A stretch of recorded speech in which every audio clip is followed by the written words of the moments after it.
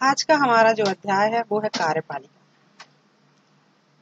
संसदीय शासन व्यवस्था में कार्यपालिका का बहुत महत्वपूर्ण स्थान होता है। पर कार्यपालिका को समझने से पहले हमको थोड़ा सा राज्य के बारे में समझना होगा कि राज्य क्या है, राज्य किस प्रकार से गठित होता है। राज्य मतलब देश। राज्य के जो प्रमुख तत्व होते हैं उन 4 तत्वों के द्वारा एक राज्य का गठन होता है, एक देश का गठन होता है। सबसे पहला है निश्चित भूभाग, मतलब एक क्षेत्र। किसी भी राज्य के लिए सबसे प्रमुख तत्व होता है उसका क्षेत्र। कोई भी जिस राज्य के पास ज्यादा अधिक क्षेत्र होता है उसका ज्यादा प्रभाव होता है और वो राज्य निर्मित होता है।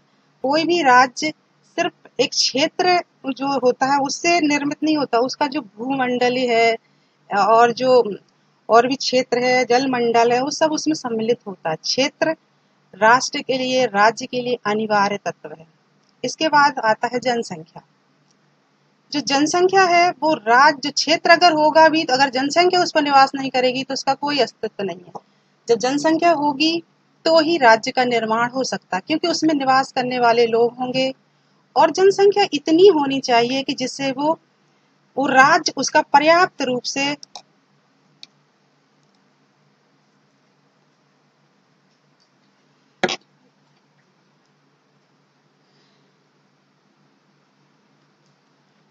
से उसके बारे में उसका भरण पोषण कर सके। इसके बाद आती है सरकार। किसी भी संगठित जीवन को जीने के लिए सरकार नामक एक इकाई की आवश्यकता होती है। अगर सरकार नहीं होगी तो कानून कैसे बनेंगे, कानून की व्यवस्थाएं कैसे होंगी, और जो कानून का विरोध करेगा या कानून को खंडित करेगा उसको न्याय कैसे मिलेगा। इसके लिए एक सरकार होती है और जिसके प्रमुख तत्व होते हैं कार्यपालिका, व्यवस्थापिका और न्यायपालिका। जो व्यवस्थापिका जो होती है वो कानून का निर्माण करने का कार्य करती है। कार्यपालिका जो होती है उन कानूनों को, जो बने हुए कानून हैं उनको क्रियान्वयन का काम करती, जनता तक पहुंचाने का काम करती। और न्यायपालिका जो होती है वो लोगों को या जो संविधान का उल्लंघन करते हैं उनको दंड देने का अधिकार न्यायपालिका के पास होता है। उसके अलावा एक और तत्व होता है जो राज्य के निर्माण के लिए आवश्यक होता है, वो होता है संप्रभुता।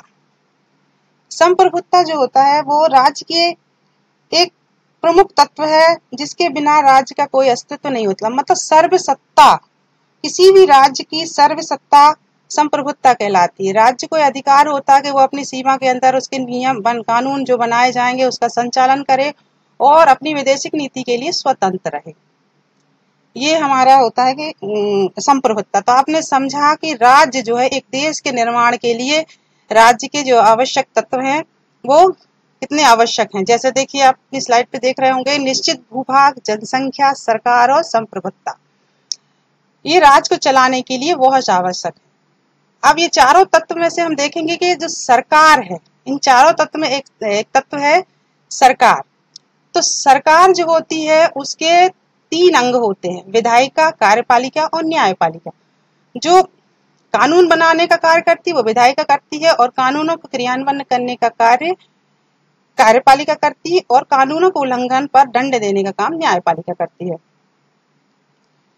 तो ये जो व्यवस्था है ये सरकार के अंग है। अब हम इन तीनों अंगों में देखेंगे कि हमारा जो विषय है, जो हमारा चैप्टर है हमारी कक्षा का, वो है कार्यपालिका। जो कार्यपालिका है उसके बारे में हम देखेंगे कि कार्यपालिका क्या होती है, कितने प्रकार की कार्यपालिका होती है और कहाँ पर ये इस तरह की व्यवस्था पाई गई। तो जो कार्यपालिका है वो सरकार का वह अंग है जो विधायिका द्वारा स्वीकृत नियमों और कानूनों को लागू करने के लिए जिम्मेदार होते हैं। मतलब जो संसद द्वारा जो कानून बनते हैं उनको जनता तक पहुंचाने का काम कार्यपालिका का होता है। इसके लिए वो जिम्मेदार होते हैं कि जनता तक ये कानून पहुंचे और उन्हें लाभ मिले, और नीति के निर्माण में भी ये भाग लेती है। यहाँ तक ये जो कार्यपालिका होती है ये जो कानून बनता है तब भी कानून बनाने में भी सहयोग देती है। जब संसद में कानून बनता है तो कानून में मतदान में ये कार्यपालिका भाग लेती है और कानून बनाने में कार्य करती है। इसके बाद ये जो कार्यपालिका होती है विभिन्न देश में अलग अलग नामों से जानी जाती है। कई देशों में से राष्ट्रपति, कई देशों में से चांसलर कहा जाता है। मतलब इनका नाम अलग अलग होता है, कहीं मंत्री परिषद तो कहीं प्रधानमंत्री। इस तरह पूरे विश्व में अलग अलग नाम से, औपचारिक रूप से इनका अलग अलग नाम है, पर यह कार्यपालिका अपना कार्य करती है। तो ये जो कार्यपालिका है केवल उन लोगों से मिलकर नहीं बनती है कि जो मंत्री हैं, नेता हैं, उन्हीं लोगों के द्वारा ही कार्यपालिका बनती है। कार्यपालिका में वे समस्त सरकारी कर्मचारी भी सम्मिलित होते हैं जो उन नीतियों को क्रियान्वित कराने में सहयोग प्रदान करते हैं। जो मंत्री मिनिस्टर होते हैं वो तो नीतियों को बना देते हैं, निर्माण कर देते हैं, लेकिन उनको जनता तक पहुंचाने के लिए अलग प्रकार से जो एक सरकारी अमला होता है वो नीतियों को क्रियान्वित करता है। उन नीतियों को क्रियान्वित करने के लिए इनमें जो मुख्य सरकारी कर्मचारी होते हैं उनमें मुख्य सचिव, विभागीय सचिव, निर्देशक, उप निर्देशक, लिपिक और अन्य वर्ग के लोग उसमें सम्मिलित होते हैं, सहायक वगैरह उसमें सम्मिलित होते हैं। ये सब लोग मिलकर नीतियों को क्रियान्वयन करने में अपना योगदान देते हैं, तब वो नीतियां जनता तक पहुंचती हैं। ये जो स्थायी कार्यपालिका होती है वो इन्हीं सरकारी अमलों से मिलकर बनती है जिनकी नियुक्ति परीक्षाओं के द्वारा होती है, और ये जो लोग होते हैं ये कड़ी मेहनत करके इन परीक्षाओं को क्वालिफाइड करके ही बनते हैं, उन्हें स्थायी कार्यपालिका कहा जाता है। और इनकी जो पदोन्नति होती है वो इनके सेवा काल के द्वारा निर्धारित होती है कि कितने साल इनकी सेवा हो गई, 10 साल हो गए, 12 साल, इसके बाद उनका प्रमोशन कर दिया जाता है। और जो ये स्थायी कार्यपालिका होती है वो राजनीति से तटस्थ होती है, राजनीति से कुछ लेना देना नहीं होता है स्थायी कार्यपालिका। ये राजनीति में चुनाव हो, एक सरकार आए, दूसरी सरकार आए, इनसे उन्हें कोई मतलब नहीं है। ये तो सिर्फ जो सरकार होगी, जो वर्तमान में जो सरकार होगी, उस सरकार के द्वारा जो नीतियां निर्माण की जाएंगी उनको जनता तक पहुंचाने का इनका कार्य है।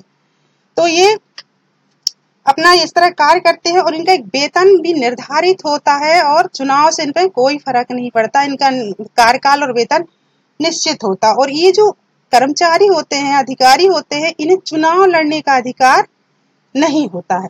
ये चुनाव से अलग रहते हैं, इन्हें चुनाव से कुछ भी लेना देना नहीं होता।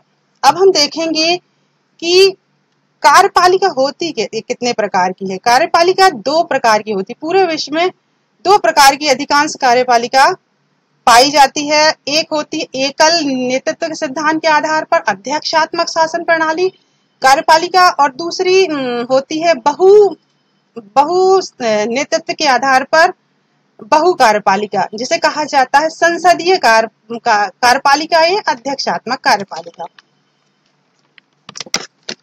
तो हम देखेंगे कि जो एकल कार्यपालिका है वो में क्या क्या विशेषताएं होती हैं, वो किस तरह का उनका निर्माण होता है और ये कहाँ कहाँ पर हैं, किस तरह इनका प्रशासन चलता है। तो जो एकल कार्यपालिका है वो अमेरिका, लैटिन अमेरिका और ब्राजील में इस तरह की व्यवस्था पाई जाती है कि यहाँ अध्यक्षात्मक शासन प्रणाली, एक ही नेतृत्व, मतलब जो देश का प्रमुख भी एक होता है, राज्य का प्रमुख भी एक होता है, सारे निर्णय वही लेता है। तो अमेरिका में जैसी व्यवस्था है वहां पे अध्यक्षात्मक शासन व्यवस्था है, जहां का प्रमुख राष्ट्रपति होता है और सारी शक्तियां उसी के अंदर होती हैं, पूरे निर्णय वही लेता है। और दूसरा इसका है कि सरकार का भी प्रमुख होता है, मतलब जो सरकार होती है उसका प्रमुख भी राष्ट्रपति ही होता है, राष्ट्रपति ही सब निर्णय लेता है।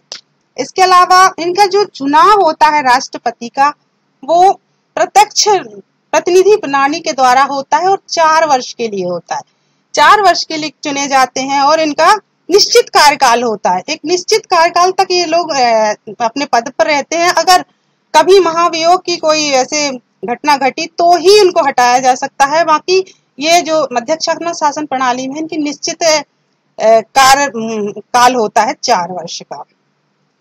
और इसमें जो होती है विधायिका, जो कार्यपालिका होती है वो विधायिका के प्रति कोई जिम्मेदारी नहीं होती, क्योंकि जब राष्ट्रपति का चुनाव होता है तो राष्ट्रपति अपने जो लोग होते हैं उनको मंत्री बनाता है। कोई उद्योगपति है, कोई अच्छे व्यक्तित्व वाला व्यक्ति है, कोई उसके चाहता है तो उनको ही वो अपनी मंत्रिमंडल में शामिल करता है। वो संसद से बहुत कम रेयर केस में ही कोई सदस्य लेता है, नहीं तो वो अपना खुद मंत्रिमंडल का निर्माण करता है। इसलिए वो जो कार्यपालिका होती है, मंत्रिपरिषद होती है, वो विधायिका के प्रति कोई जिम्मेदारी उसकी नहीं होती। वो अपने काम करते हैं, संसद अपना काम करता है। तो इस प्रकार इनमें एकल कार्यपालिका, मैंने पहले ही बताया, अमेरिका में, लैटिन अमेरिका में और ब्राजील में इस तरह की व्यवस्था है। इसके अलावा अब हम देखेंगे कि जो बहुल कार्यपालिका है, जो बहुल नेतृत्व के आधार पर कार्यपालिका विभिन्न देशों में है। इस तरह की कार्यपालिका तो जैसे कई लोगों के हाथ में निर्णय लेने की क्षमता जिसमें होती है, उसे बहुल कार्यपालिका कहा जाता है, या मंत्री परिषद कार्यपालिका, इस तरह की कार्यपालिका उनको कहा जाता है। तो स्विट्जरलैंड में जो है, स्विट्जरलैंड में 9 लोगों का एक नेतृत्व मंडल होता है और वो जो 9 लोग होते हैं वो निर्णय इकट्ठा लेते हैं। इसी प्रकार ऐसे ही बहु नेतृत्व वाली कार्यपालिका में भारत में भी इसी तरह की कार्यपालिका, ब्रिटेन में भी इसी तरह की कार्यपालिका पाई जाती है। तो हम देखेंगे कि जो संसदीय कार्यपालिका है वो बहु नेतृत्व वाली कार्यपालिका है। संसदीय कार्यपालिका, संसदीय कार्यपालिका में इसकी जो विशेषता है उसमें प्रमुख रूप से जो प्रधानमंत्री का जो पद होता है, वो प्रधानमंत्री का व्यक्तित्व एक महत्वपूर्ण भूमिका निभाता है, क्योंकि यहाँ पर 2 प्रकार की कार्यपालिका पाई जाती है, एक नाम मात्र की कार्यपालिका और एक वास्तविक कार्यपालिका। तो जो नाम मात्र की कार्यपालिका है वो तो राजा हो सकता है, राष्ट्रपति हो सकता है, लेकिन जो वास्तविक कार्यपालिका है वो प्रधानमंत्री के हाथ में होती है और वास्तविक निर्णय जो लेता है देश को चलाने के लिए, संचालन करने के लिए, वो प्रधानमंत्री ही लेता है। इसका मतलब संसदीय शासन प्रणाली प्रमुख कौन होता है? उसका वो प्रधानमंत्री होता है। प्रधानमंत्री ही उस देश को चलाता है। और सरकार का प्रमुख ये होता है। राज्य का प्रमुख कौन होता है? नाम मात्र की कार्यपालिका यानी कि राष्ट्रपति या कोई राजा भी हो सकता है। यह जो विधायिका में बहुमत दल का नेता होता है, जो प्रधानमंत्री होता है, वो विधायिका मतलब संसद में जो दल सबसे ज्यादा मत हासिल करके आता है उसका नेता को प्रधानमंत्री बनाया जाता है। और जो कार्यपालिका होती है वो विधायिका के प्रति उत्तरदायी होती है, जवाबदेह होती है, क्योंकि संसद के द्वारा ही कार्यपालिका बनती है। संसद के सदस्य ही कुछ मंत्री परिषद में शामिल होते हैं, कुछ मंत्री बनते हैं, पर वास्तव में वो होते तो संसद के ही सदस्य हैं। तो वो उनके प्रति जवाबदेह होते हैं और वो उन्हें जब अब जो भी कार्यक्रम अपना करते हैं, जो भी नीतियों को क्रियान्वित करते हैं, तो उसका जवाब उन्हें उनके सामने देना पड़ता है। संसद में पूछा जाता है तो उनके वो जवाबदेह होते हैं। ये जो व्यवस्था है, संसदीय शासन व्यवस्था, ये Britain, Bharat, Germany, Italy, Japan, पुर्तगाल जैसे देशों में पाई जाती है। इसके बाद सामूहिक व्यक्तित्व वाला जो बहुल कार्यपालिका के आधार पर यहाँ एक अर्ध अध्यक्षात्मक व्यवस्था भी होती है। यहाँ पर जो अर्ध अध्यक्षात्मक शासन व्यवस्था है वो इसमें राष्ट्रपति की प्रमुख भूमिका होती है और राष्ट्रपति के हाथ में ही शक्तियां होती हैं, परंतु इसमें प्रधानमंत्री भी होता है। जब प्रधानमंत्री होता है तो वो सरकार का प्रमुख होता है और कुछ काम उसको दिए जाते हैं, लेकिन वास्तविक जो होता है वो राष्ट्रपति ही होता है। और जो ये प्रधानमंत्री और जो मंत्री परिषद होती है वो विधायिका के प्रति जिम्मेदार होती है, जवाबदेह होती है। इसके बाद जो राष्ट्रपति और जो प्रधानमंत्री होते हैं इस अर्ध अध्यक्षात्मक शासन प्रणाली में, दोनों ही एक दल के भी हो सकते हैं और अलग अलग दल के भी हो सकते हैं। जब अलग अलग दल के होते हैं तो इनमें विवाद की स्थिति भी उत्पन्न हो जाती है। इस तरह की जो शासन व्यवस्था है या इस तरह की कार्यपालिका की जो व्यवस्था है वो फ्रांस, रूस और श्रीलंका में पाई जाती। फ्रांस, रूस और श्रीलंका में इस तरह की शासन व्यवस्था पाई जाती है। अब हम देखेंगे कि जो संसदीय शासन व्यवस्था है जो भारत में भी है उसकी क्या विशेषताएं हैं, वो किस तरह से कार्य करता है, किस तरह की उसमें क्रियाकलाप होते हैं। तो संसदीय शासन व्यवस्था जो होती है वो कार्यपालिका व्यवस्थापिका और जो कार्यपालिका द्वारा बनाए हुए कानूनों को, व्यवस्थापिका द्वारा बनाए हुए कानूनों को क्रियान्वयन का काम कार्यपालिका का होता है। ये उन नीतियों को जनता तक पहुंचाते हैं और उनकी जिम्मेदारी होती है कि वो नीतियां जनता तक पहुंचे। तो इस तरह की नीति ये उस तरह का कार्य करते हैं संसदीय शासन प्रणाली की जो संसद द्वारा नियम बनाए दिए गए उनको जनता तक पहुंचाने का काम इनका होता है। ये जो कार्यपालिका होती है ये उत्तरदायी होती है विधायिका के प्रति, जो मैंने पहले बताया, ये उत्तरदायी होती है। और ये कार्यपालिका तब तक अपने पद पर आसीन रहती जब तक संसद संतुष्ट है। जब तक संसद इन पर संतुष्ट रहती है, इनके प्रति अविश्वास का प्रस्ताव पारित नहीं करती, तब तक ये कार्यपालिका अपने पद पर बनी रहेगी। इन इस व्यवस्था में बहुत सारे लोग मिलकर नियम बनाते हैं, इसलिए इसे मंत्रिमंडलीय शासन व्यवस्था कहा जाता है, क्योंकि मंत्रिमंडल के सभी सदस्य नीति निर्माण में भाग लेते हैं, इसीलिए इनको मंत्रिमंडलीय शासन व्यवस्था या कैबिनेट शासन कहा जाता है। वैसे उत्तरदायी शासन व्यवस्था भी कहा जाता है, क्योंकि उनका उत्तरदायित्व निर्धारित होता है। ये विधानसभा में इनसे प्रश्न पूछे जाते हैं कि आपने काम किया तो कितना हुआ, अगर नहीं हुआ तो उसका क्या कारण है, इस तरह उनके ऊपर कार्रवाई की जाती है। इस तरह ये जो शासन व्यवस्था है वो संसदीय शासन व्यवस्था में होता है। और ये संसद शासन व्यवस्था जो है, संसदीय शासन व्यवस्था हमने ब्रिटेन से ली है, और ब्रिटेन की ये पहले यहाँ ब्रिटेन में भी इस तरह की विधि थी, आज भी है, और हमने उन्हीं से ये संसद व्यवस्था ली है। अब हम देखेंगे कि ये संसदीय जो शासन व्यवस्था है वो अपनाने का भारत ने इसको अपनाया, उसके क्या कारण थे, भारत ने इस शासन व्यवस्था को ही क्यों अपनाई, संसदीय शासन व्यवस्था या कार्यपालिका को क्यों अपनाया। तो इसकी बहुत सारे कारण हैं, जैसे जनता के प्रति उत्तरदायी शासन है। जनता के प्रति कैसा है, ये उत्तरदायी है। जनता द्वारा चुने हुए प्रतिनिधि यहाँ पर आते हैं और इनको जनता के हित में ही नीति बनाते हैं, क्योंकि जब राजनीतिक कार्यपालिका नीति बनाती है तो ये स्थायी कार्यपालिका उनको सहयोग करती है, और उनके जो कार्य होते नीति बनती है तो उसमें ये परामर्श देते हैं। तो नीति बनाने में भी ये कार्य करते हैं, तो जनता के हित में नीति बने, इसलिए ये हमेशा प्रयासरत रहते हैं, क्योंकि ये जनता के प्रतिनिधि होते हैं। इसके बाद दूसरा है लोकतंत्र के सिद्धांत के अनुरूप। जो संसदीय शासन व्यवस्था है वो लोकतंत्र के शासन के अनुरूप है, उसी के आधार पर काम करती है, क्योंकि बहुल लोगों के द्वारा निर्णय लिया जाता है, किसी एक व्यक्ति के द्वारा निर्णय नहीं लिया जाता, बहुत सारे लोग इसमें मिलकर निर्णय लेते हैं। तो ये एक अच्छा नियम या अच्छी कानून बनने की सबसे ज्यादा वो होती है, सबसे ज्यादा उम्मीद होती है। और इसके साथ साथ तीसरा है सामूहिक उत्तरदायित्व। भारत ने संसदीय शासन प्रणाली इसलिए अपनाई कि इसमें सामूहिक उत्तरदायित्व, मतलब मिलजुल के टीम भावना के रूप में जो मंत्रिमंडल में है वो लोग सब काम करते हैं, और जो निर्णय लेते हैं वो सामूहिक रूप से लेते हैं। और यहाँ तक कि अगर एक मंत्री किसी प्रकार की गलती करती है तो सारा मंत्री परिषद को इस्तीफा देना पड़ता है और सरकार भंग हो जाती है। इसलिए उनका सामूहिक उत्तरदायित्व होता है कि किसी प्रकार की गलती ना हो। कार्यपालिका व्यवस्थापिका में घनिष्ठ संबंध होता है। कार्यपालिका जो होती है वो व्यवस्थापिका से ही बनी होती है, इसलिए उनका घनिष्ठ संबंध होता है। और इनका जो कार्यकाल होता है संसदीय शासन प्रणाली में, वो कोई निश्चित शासनकाल नहीं होता, कभी भी सरकार गिर सकती है। अगर इन्हें 5 वर्ष कार्य पूर्ण कर लिया, अगर अच्छा काम किया तो सरकार जनता फिर से चुनेगी, और अगर खराब काम हुआ तो इन्हें अलग कर देती है और नई सरकार आती, नए दल आता है और परिवर्तन होता रहता है। ये हमने देखे कि क्यों भारत में संसदीय कार्यपालिका को क्यों अपनाया गया।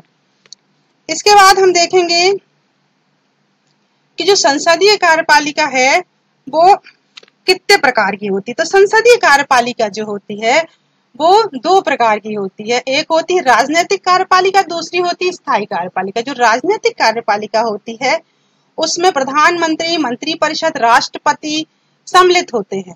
मतलब जो राजनीति से आते हैं वो राजनीतिक कार्यपालिका में होते हैं। जो स्थायी कार्यपालिका में वे सब अधिकारी होते हैं जो राज्य केंद्र में अपना कार्य देते हैं, वो सब सरकारी कर्मचारी स्थायी कार्यपालिका में होते हैं। जैसे IAS ऑफिसर, IPS ऑफिसर, राज्य के बड़े बड़े अधिकारी, कर्मचारी, ये सब जो होते हैं ये स्थायी कार्यपालिका में आते हैं। तो जो राजनीतिक कार्यपालिका होती है वो निर्वाचन के द्वारा आती है, और जो स्थायी कार्यपालिका है वो उनकी परीक्षाओं के द्वारा नियुक्ति होती है। तो इनमें यही अंतर है, आप इसको अच्छे से ध्यान से देखिए कि राजनीतिक कार्यपालिका और स्थायी कार्यपालिका में क्या अंतर है।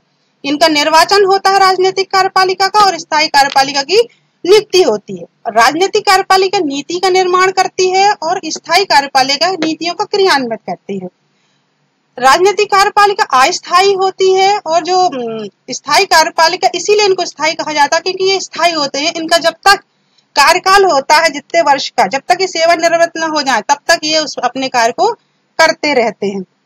राजनीतिक कार्यपालिका राजनीति का ही अंग होती है और राजनीति से ही जुड़े होते हैं, जबकि जो स्थायी कार्यपालिका के सदस्य होते हैं वो राजनीति से उनका कोई लेना देना नहीं होता, ये राजनीति से तटस्थ होते हैं।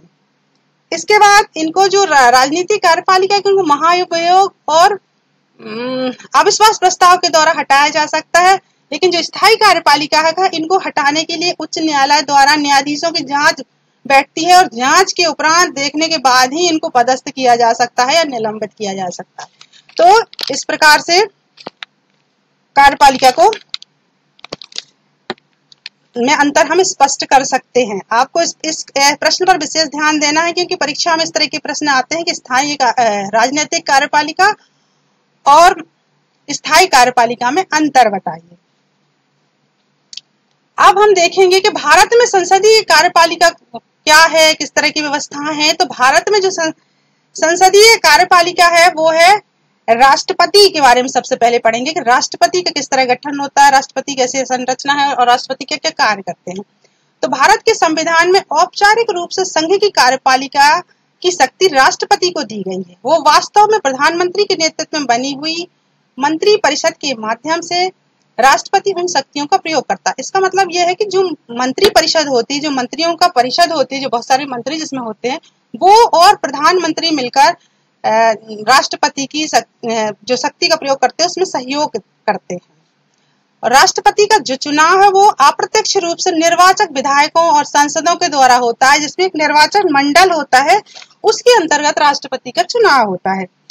जो राष्ट्रपति का चुनाव होता है उसके लिए जो संसदीय निर्वाचक जो मंडल होता है उसमें संसद के निर्वाचित सदस्य वे ही होते हैं जो चुन के आए होते हैं। मनोनीत सदस्यों को राष्ट्रपति के निर्वाचन में शामिल नहीं किया जा सकता। जैसे लोकसभा में 2 सदस्यों को मनोनीत करता है राष्ट्रपति और राज्यसभा में 12 सदस्यों को मनोनीत करता है। तो वे लोग इसमें चुनाव में भाग नहीं लेंगे। इसके अलावा राज्य की विधानसभाओं के सदस्य, निर्वाचित सदस्य और दिल्ली और पौंडीचेरी के विधानसभा के सदस्य, इन लोगों के द्वारा इनका मंत्रिमंडल बनता है और इन लोगों के द्वारा राष्ट्रपति का चुनाव होता है। राष्ट्रपति का जो चुनाव होता है वो समान अनुपाती पद्धति के आधार पर एकल संक्रमण मत सिद्धांत के आधार पर चुनाव किया जाता है और राष्ट्रपति की बहुत योग्यताएं भी निर्धारित होती हैं इसमें कि कौन व्यक्ति इसमें चुनाव लड़ सकता है। तो भारत का नागरिक हो,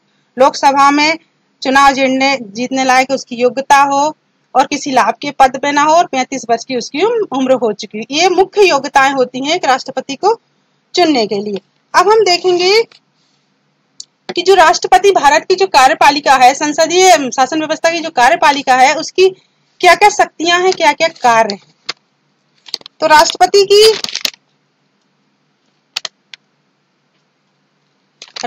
की जो शक्तियां और कार्य हैं उनके बारे में हम देखेंगे। तो राष्ट्रपति 2 प्रकार के शक्तियां राष्ट्रपति को प्राप्त है। एक तो सामान्यकालीन शक्तियां, दूसरी संकटकालीन शक्तियां। जो सामान्यकालीन शक्तियां हैं उनमें राष्ट्रपति को कार्यपालिका, प्रशासनिक नीति से संबंधित शक्तियां प्राप्त हैं, विधायी संबंधी शक्तियां प्राप्त हैं, वित्तीय संबंधी शक्तियां प्राप्त हैं और न्याय संबंधी शक्तियां इनको प्राप्त हैं। तो इसको हम देखेंगे थोड़ा विस्तार से। जो कार्यपालिका शक्ति और प्रशासनिक शक्ति के अंतर्गत आता है तो राष्ट्रपति को विभिन्न नियुक्ति करने का अधिकार है। राष्ट्रपति विभिन्न प्रकार की नियुक्ति करता है, सभी मंत्रियों की नियुक्ति करता है, प्रधानमंत्री की सलाह से उच्च न्यायालय, उच्चतम न्यायालय के न्यायाधीशों की नियुक्ति करता है, भारत के राजदूतों को, महान्यायवादियों की, वित्त आयोग और योजना आयोग के सदस्यों की नियुक्ति करने का राष्ट्रपति के पास अधिकार होता है। इसके बाद अंतर्राष्ट्रीय संधि समझौते करने का भी अधिकार राष्ट्रपति के पास होता है। जितने भी कार्य होते हैं, विदेशिक नीति निर्धारित की जाती है, वो सब राष्ट्रपति के नाम से ही की जाती हैं। और इसके बाद राष्ट्रपति को सेना में जो सेना के 3 सेना नायक होते हैं, सेनापति होते हैं, उनकी नियुक्ति करने का अधिकार है। और राष्ट्रपति स्वयं 3 सेना का सर्वोच्च वो होता है, सेनापति होता है। तो ये हो गई है उनकी कार्यपालिकी और प्रशासनिक शक्ति। अब देखते हैं वित्तीय शक्ति, विधायी शक्ति कौन सी है। तो विधायी शक्ति में राष्ट्रपति को यह अधिकार है कि वो संसद में सदस्यों को मनोनीत कर सके। तो हमने पहले भी आपको बताया है कि लोकसभा और राज्यसभा में राष्ट्रपति को अधिकार है कि वो सदस्यों को मनोनीत कर सकता है। तो लोकसभा में 2 सदस्य और राज्यसभा में 12 सदस्यों को मनोनीत करने का अधिकार राष्ट्रपति को है। राष्ट्रपति 2 एंग्लो इंडियन लोकसभा में और 12 ऐसे सदस्य जो कला, साहित्य, विज्ञान, विशेष प्रतिभा से संपन्न हो, ऐसे लोगों को वो चुनकर संसद में भेज सकता है। सत्र के आधार पर राष्ट्रपति को सत्र बुलाने का अधिकार होता है। मतलब प्रेजेंट टाइम में तो वर्ष में 2 सत्र होने चाहिए, लेकिन राष्ट्रपति के अधिकार है वो कभी भी संयुक्त सत्र बुला सकता है और उनकी मीटिंग ले सकता है। इसके बाद विधेयकों को स्वीकृत और अस्वीकृत करने का अधिकार राष्ट्रपति के पास होता है। वो चाहे तो विधेयक को स्वीकृत करे और अगर न चाहे तो अस्वीकृत भी कर दे। मतलब अंतिम जब कोई भी विधेयक बनता है, कानून बनता है, तो लोकसभा में पास होता है, राज्यसभा में पास होता है, उसके बाद राष्ट्रपति के पास जाता है। तो राष्ट्रपति को अधिकार है कि अगर उसे लगता है कि राष्ट्रहित में नहीं है तो उसे अस्वीकृत भी कर सकता है और उसमें वापस लौटाने में विलंब भी कर सकता है। इस तरह के अधिकार उसके पास होते हैं। और अध्यादेश जारी करने का भी अधिकार राष्ट्रपति के पास होता है। वो अध्यादेश जारी कर देता है और उससे नए कानून निर्माण हो जाते हैं। जब सत्र नहीं चलता रहता तो वो अध्यादेश जारी कर सकता है। वित्तीय शक्तियों में राष्ट्रपति के पास ये अधिकार होता है कि वो संसद में प्रत्येक वर्ष वार्षिक बजट प्रस्तुत करे और उसको प्रधानमंत्री द्वारा प्रस्तुत कराते हैं। पर पहले जो वित्तीय विधेयक होता है और जो राज्य से विभाजन संबंधी विधेयक होता है वो पहले राष्ट्रपति के पास जाता है, राष्ट्रपति स्वीकृत करते हैं, उसके बाद ही इसे लोकसभा में रखा जाता है। आकस्मिक निधि से अगर धन निकालना है तो उसमें भी राष्ट्रपति अपने अधिकार से धन निकाल सकता है, उसे संसद की अनुमति लेने की आवश्यकता नहीं पड़ती। वित्त आयोग की नियुक्ति वो इसीलिए करता है कि जो वित्त से संबंधी राज्य में जितने भी क्रियाकलाप होते हैं उनका विभाजन अपने हिसाब से कर सके और राज्यों पर अपना नियंत्रण स्थापित कर सके और उनको धन का लाभ मिल सके राज्यों को। इस तरह इसकी वित्तीय शक्ति इसके पास है। और संसद निधि से भी पैसा निकालना और जमा करने का अधिकार राष्ट्रपति के पास ही होता है। इसके बाद आ जाओ न्याय की शक्ति जो है राष्ट्रपति के पास होती है। न्याय की शक्ति क्योंकि राष्ट्रपति क्षमादान कर सकता है, राष्ट्रपति किसी भी सजा को कम कर सकता है, उसके स्वरूप में परिवर्तन कर सकता है या माफ भी कर सकता है। जैसे कभी किसी को फांसी की सजा दी गई है तो उसको उम्र कैद में परिवर्तित कर सकता है। ये तो थे हमारे न्याय की शक्तियां जो मैंने आपको बताई। इसके बाद कुछ संकटकालीन शक्तियां भी हैं सर। राष्ट्रपति की कुछ संकटकालीन शक्तियां भी हैं जैसे वो संकट के समय प्रयोग करता है। जैसे अनुच्छेद 352 में राष्ट्रीय आपदा के समय, युद्ध के समय या बाह्य आक्रमण के समय या फिर देश के अंदर कभी सशस्त्र विद्रोह हो जाए तो उस समय राष्ट्रपति पूरे देश का शासन अपने हाथ में ले लेता है और राष्ट्रपति शासन लग जाता है। अनुच्छेद 352 के तहत आपको इसको विशेष ध्यान रखना है संकटकालीन शक्ति, क्योंकि परीक्षा में यही पूछा जाता है कि संकटकालीन शक्तियां कौन कौन सी हैं। तो पहली मैंने बताया 352 में राष्ट्रीय आपदा की घोषणा युद्ध या बाह्य आक्रमण के समय। दूसरा है 356 जिसमें अगर किसी राज्य में, देश के किसी राज्य में संवैधानिक व्यवस्था असफल हो जाए या वहां का शासन ना चल रहा हो तो राष्ट्रपति को अधिकार है कि वो अपनी शासन व्यवस्था अपने हाथ में ले ले और राष्ट्रपति शासन वहां पर लगा दे। इसके बाद अनुच्छेद 360 के अंतर्गत देश की वित्तीय स्थिरता को अगर भी देश की वित्तीय स्थिरता को खतरा हो तो राष्ट्रपति वित्तीय आपात घोषित कर सकता है। इस वित्तीय आपदा के समय राष्ट्रपति को यह अधिकार होता है कि वो समस्त अधिकारी कर्मचारियों का, संसद के मेंबरों का, विधानसभा के मेंबरों का, सबका वेतन रोक सकती है, उनका वेतन आधा कर सकता है। इस प्रकार का अनुच्छेद 360 के अंतर्गत विधान है। हालांकि हमारे देश में इस तरह की वित्तीय अस्थिरता कभी नहीं आई है और ये कभी नहीं लगाया गया। इसके बाद एक आपके ही पाठ्य पुस्तक में दी गई है राष्ट्रपति की विशेष शक्तियां। राष्ट्रपति की कुछ विशेष शक्तियां भी प्राप्त हैं। विशेष शक्तियां प्राप्त हैं जैसे सूचना प्राप्त करने का अधिकार। राष्ट्रपति को यह विशेष शक्ति प्राप्त है कि वो क्या मंत्रिपरिषद की क्या गतिविधियां हैं, देश में किस तरह का हाल है, देश की क्या समस्या है, ये राष्ट्रीय प्रधानमंत्री से पूछ सकता है। प्रधानमंत्री से इस विषय पर डिस्कस कर सकता है और पूरी सूचना लेने का अधिकार राष्ट्रपति प्रधानमंत्री का भी ये कर्तव्य है कि वो राष्ट्रपति द्वारा पूछी गई पूरी सूचना उनको पहुंचाए। तो इस तरह की सूचना प्राप्त करने का अधिकार राष्ट्रपति के विशेष अधिकार के अंतर्गत आता है। और एक है दूसरा वीटो शक्ति, जिसे निषेध अधिकार कहा जाता है। निषेध अधिकार जो राष्ट्रपति के पास होता है, वीटो शक्ति के तात्पर्य है कि जब लोकसभा राज्यसभा में विधेयक पास हो जाता है और राष्ट्रपति के पास जाता है, तो राष्ट्रपति को अगर लगता है कि ये जो विधेयक है वो देश के हित में नहीं है, तो उसको वापस भेजने की जगह अपने पास रख लेता है, उसको वापस भेजने के लिए विलंब करता है, तो उसे पॉकेट वीटो कहा जाता है। जो पॉकेट वीटो मतलब वो उस विधेयक को वापस ही नहीं भेजता, तो वो कैसे कानून बनेगा, वो अपने पास ही रख लेता है और उसका कार्यकाल खत्म हो जाता है और वो विधेयक फिर पेश ही नहीं होता और ना कानून बनता। तो ये जो वीटो पावर है, पॉकेट वीटो है, ये आपकी परीक्षा की दृष्टि से बहुत इंपॉर्टेंट है, ये आप इसको जरूर पढ़ लेना। प्रधानमंत्री की नियुक्ति, कभी कभी ऐसा होता है कि संसद में बहुमत प्राप्त नहीं हो पाता, तो गठबंधन की सरकार बनती। गठबंधन की सरकार ऐसे बनती, कई दल जो होते हैं वो अपना पेश करते हैं अपना कि हमें सरकार बनाना है, हमारे पास बहुमत है। तो इस तरह की जब कंडीशन आती है, तो राष्ट्रपति को ये अधिकार है कि वो अपने विवेक से, अपने बुद्धि से देखे कि किसको सरकार बनाने के लिए आमंत्रित किया जाए। तो वो इस तरह चुनाव करता है कि किसको नियुक्त किया जाए। तो वो राष्ट्रपति जिसको उन पर ज्यादा ट्रस्ट है, कुछ उनको लगता है कि बना सकते हैं, तो उनको सरकार बनाने के लिए आमंत्रित करते हैं। इस प्रकार की घटना 1998 में हुई थी, जब KR नारायण हमारे यहाँ के राष्ट्रपति हुआ करते थे और अटल बिहारी वाजपेयी जी को उन्होंने कहा था कि आइए आप अपनी सरकार बनाइए। तो इस प्रकार राष्ट्रपति अपने विशेष अधिकार का प्रयोग करता है।